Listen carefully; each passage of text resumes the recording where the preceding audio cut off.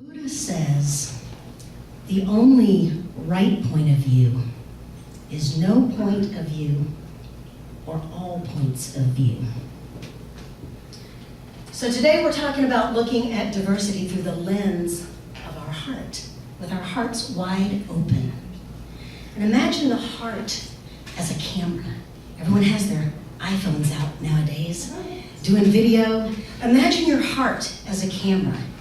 And there's all these wonderful filters that you can layer as information and as stress comes your way, as worry comes your way, as challenges come your way.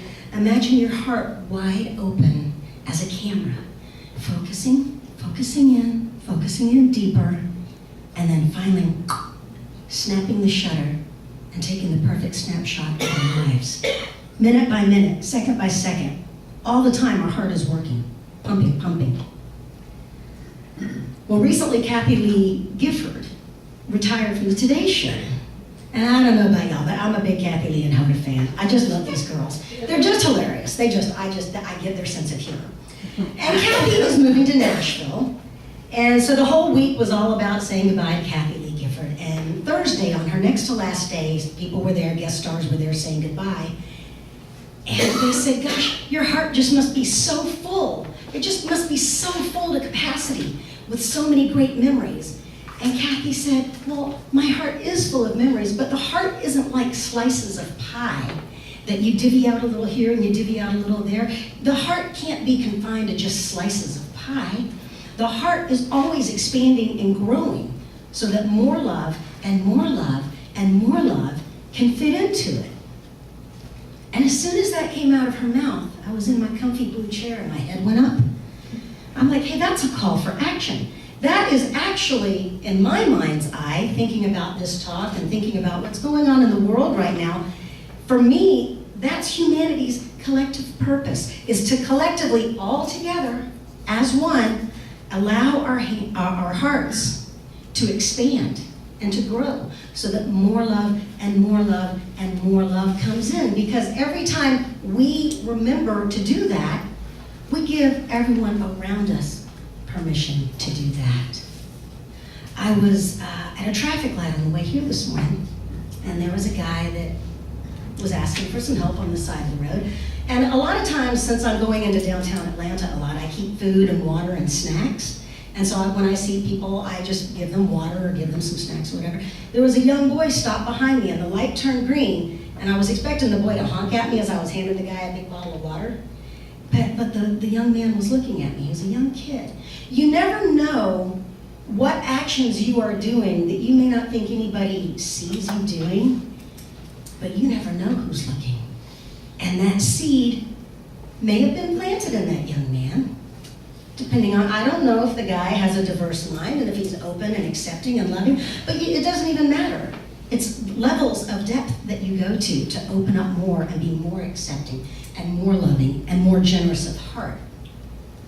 But when Kathy Lee talked about the heart expanding and growing and showing up as love, for me that's the collective mission of humanity, is to simply show up as love every day with our hearts wide open.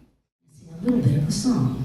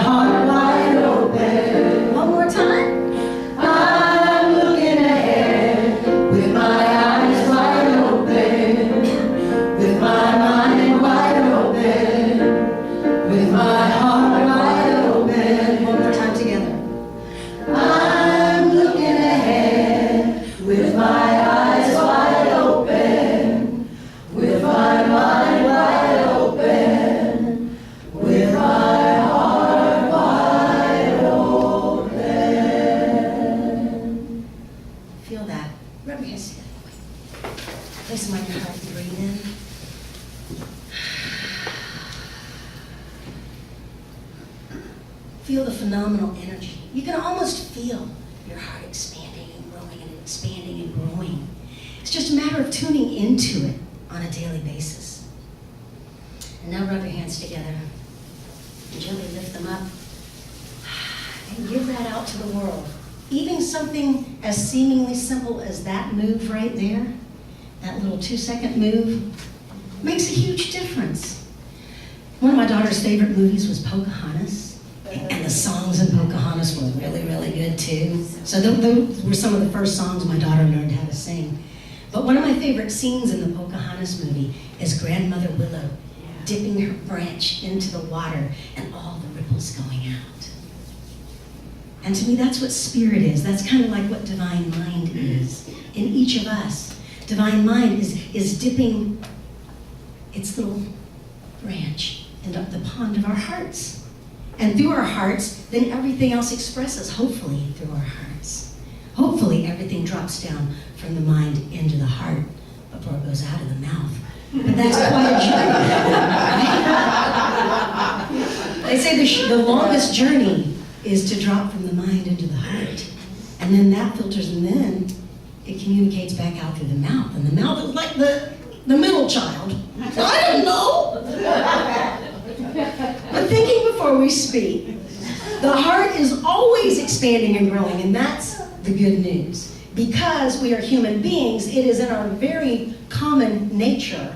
We share this natural ability to want to learn new things and to want to expand and to want to grow. That's called evolving.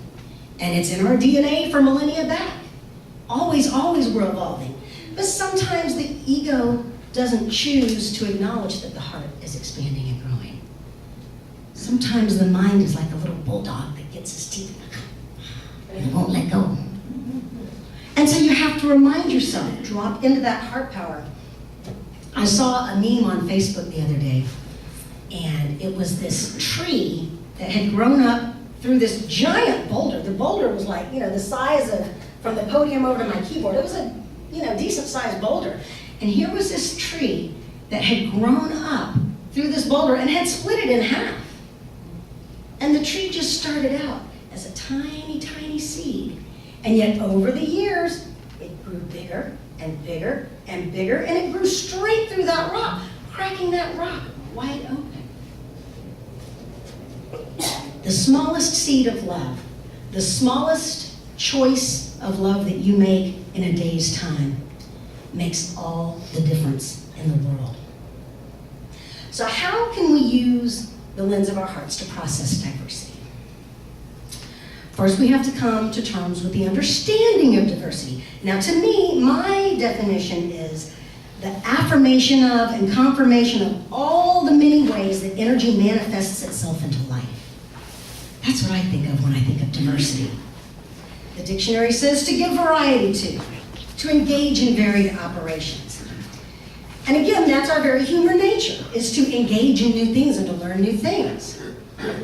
But sometimes from childhood and even forward, as we learn and mature and hang around different sets of friends and inherit family members from partners, families, and whatnot, a lot of things can be transferred to us. And we are much more empathetic than we realize. And so sometimes we hold on to other people's negativity. Even if we have a discussion and we think that we've neutralized ourselves and kind of done the little protective bubble, the prayer of protective bubble before you go before that person, sometimes from the very beginning, ancestral information from ancestors through our DNA and through our character traits have been passed on to us, and we don't even realize that part of the burden that we are carrying is fear that has been transferred from generation to generation to generation. They talk about that in the Toltec faith, holding on to millennia of ancestor stuff. That's not even our stuff to carry. I teach it at little children's schools, little preschools. And there's this one little girl that I teach yoga to, her name is Raina. And she was coming down the hallway and I was packing up to go and her dad was there. And she just let out this huge squeal of delight because her dad was there to pick her up and she was so happy. Talk about childhood exuberance and just love pouring forth from this child. And the daddy immediately said, lower your voice, lower your voice. And he was in his stuff, he was in daddy mode, and he was hurried, and he was trying to get out the door. And he didn't even go on and on about, squashing her spirit, but just in a few words, he squashed her spirit, kind of, in my interpretation. Because all of a sudden, she got really quiet, and I'm around the corner, and I can hear it going on. And I'm coming around the corner, and I'm watching it as I go down the hall towards them. She looked at her dad, and she just started crying. I'm like, oh man, we don't realize sometimes the impact we have on other people with the words that we say and the way that we act. And from the very beginning, it can happen. But now that we're grown adults, we can start learning how to let that stuff go. I did a really neat exercise the other day. I thought of something. It was watching the Kathy Lee and Hoda thing and that whole thing about the heart expanding and growing. And I actually wrote down something that I had been holding on to as a truth, as part of my life story, and I wrote it down. I wrote it down like 5 lines. And it's, looking at it physically on the paper, I saw how ridiculous it was, but it's really something that I owned and that I wore like a banner for the first couple of decades of my life. And I looked at the words all of a sudden, because I'm thinking about Kathy Lee talking about the heart is expanding and growing, and I wrote it out in my journal, then I put an X through it, and then I put an affirmative statement. That is no longer where I live.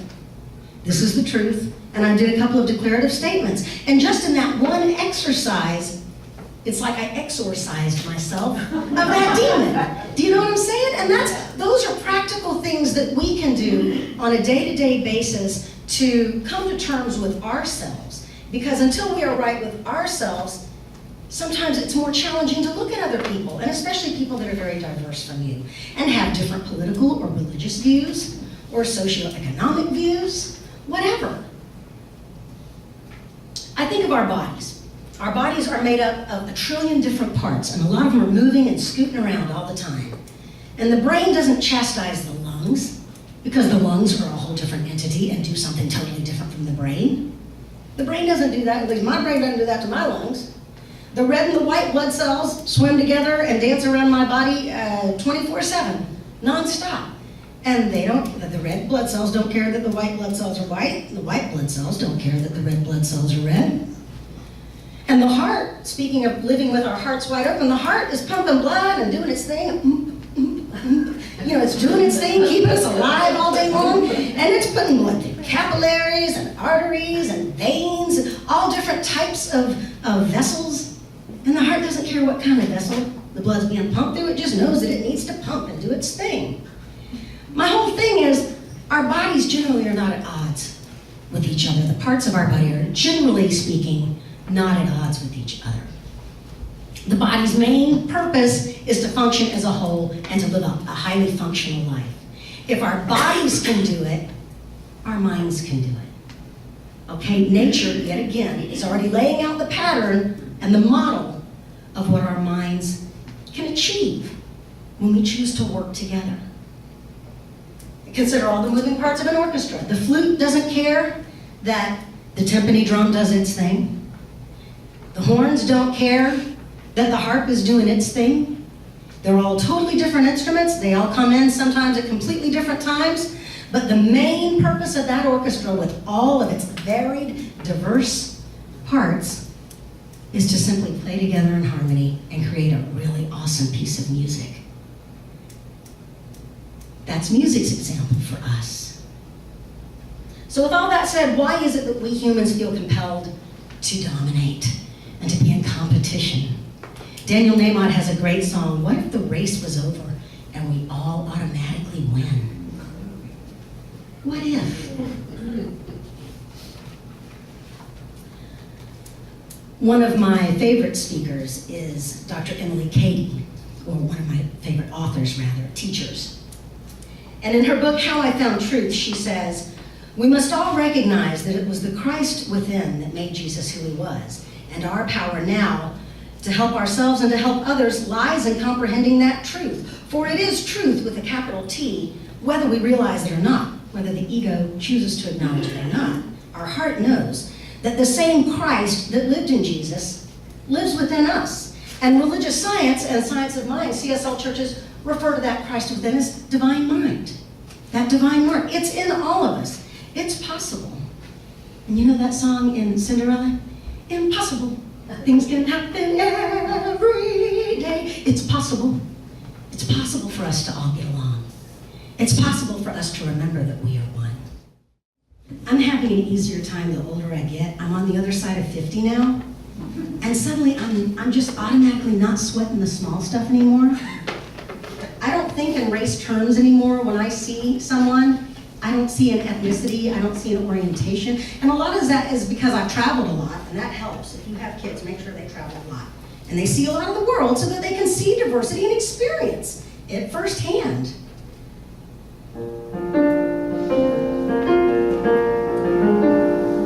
Because it is a small world after all. Everyone around this world, each woman, man, boy and girl are one. We are one. Everyone around this world, each woman, man, and boy and girl are one. We are one. Everyone around this world, each woman, man, and boy and girl are one. We are one. Can you sing that with me? Everyone around the world, each woman, man, boy, and girl are one. We are one. One more time. Everyone around this world, each woman, man, boy, and girl are one. We are one. You're a part of me, and I'm a part of you. And when we put our differences aside, there's nothing we can't do. I'm a part of you. You're a part of me, and together we can all work together, create a little harmony. 'Cause everyone around this world, each woman, man, boy, and girl are one. We are one. Again, everyone around this world, each woman, man, and boy, and girl are one. We are one. Breathe that in for a minute. Close your eyes for just a moment and breathe that in. We are one. We are all connected. Just like the trees with roots that go down deep into Mother Earth and connect and connect and connect in, and they're grounded. We are connected and we are grounded. Now gently open your eyes. Imagine that connection. Imagine those connections going out every time you're walking down the street or driving on the highway. When I go long distances now, I love it. I used to really not care for driving long distances, but it's like in the movie Step Brothers, there's so many activities to do when you're driving. And one of my favorite activities to do when I'm driving is to bless other cars as they're going by. Like if there's nothing else in the whole world for me to think about or to pray about or to manifest, I start looking at drivers and truckers going by, people on the side of the road, cops that are sitting on the side. I bless everybody. I said, bless us all on our way. Bless us all. I recently saw a video showing a man in a pond, and he was raising up this huge thing like the size of a wagon wheel. It was this huge circular thing, and he's lifting it up, and it's the bottom of a gargantuan lily pad. It was like this mega, like it was in India somewhere. So it hadn't had any Miracle Grow zapped on it. It was just a happy, lily pad, like that round table that y'all were sitting around back in the back there. It was that big, it was huge. And it's so heavy, like he could barely lift it up, and he was a strong guy. He's lifting up that lily pad, and it showed all this really intricate interwoven vein pattern going all through towards the center of the lily pad where the lotus flower comes out. And the narration on the video said, it's scientifically proven that the same exact pattern that's on the bottom of this lily pad is found in multiple species on the planet, including humans. The same kind of artery, vein kind of system is in myriad different kinds of beings. So when we're talking about diversity today, and when we're talking about living with our hearts wide open, it's not just living with our hearts wide open towards each other and towards the people we encounter and setting examples as we're out and about in the world. It's about connecting with everything. With everything. No exceptions. No exceptions. Everyone. If we are one, that's not just a trite thing that we're saying. And if we're seeing something in front of us that is coming to the forefront right now that we don't necessarily agree with, just remember, sometimes the dirt from the bottom of that pond needs to be dredged up so that it can filter itself out again and so that the pond can right itself again. And I think that's true for this planet too. And so now is the time, as things are starting to shift and people are learning how to stand up. Young girls in India are getting on the internet and in Africa and in the Middle East. They're learning that it's okay for them to actually have a career and to be educated and to do something else with their lives besides grow up and have babies. Not that there's anything wrong with that either. But they're learning that there are options. Young boys in South Compton in LA are learning that there's a different path besides just joining the local gang. There's a rapper, Nipsey Hussle, that recently was shot. And he was a successful rapper, and he was going back into the community, doing really great work and talking at the youth centers and stuff. It's people like this that shine their light and are way showers. That's what we are, ladies and gentlemen. We're way showers. We're the lucky ones. We're aware, and we know to dip into that consciousness. So today I invite you to open your heart to diversity, which many of you already have. Allow yourselves to dive into life, into that life soup of all of the various bits and pieces of life. Rumi says in the final lines of his poem, Empty, instead of being so bound up with everyone, be everyone. When you become that many, you're nothing, empty. And that's where we want to try to be, filtering out all of the ego and just opening ourselves to completely be a conduit to divine mind, living with our hearts wide open. I invite all of you to do it, and I thank you so much for having me here today. God bless you.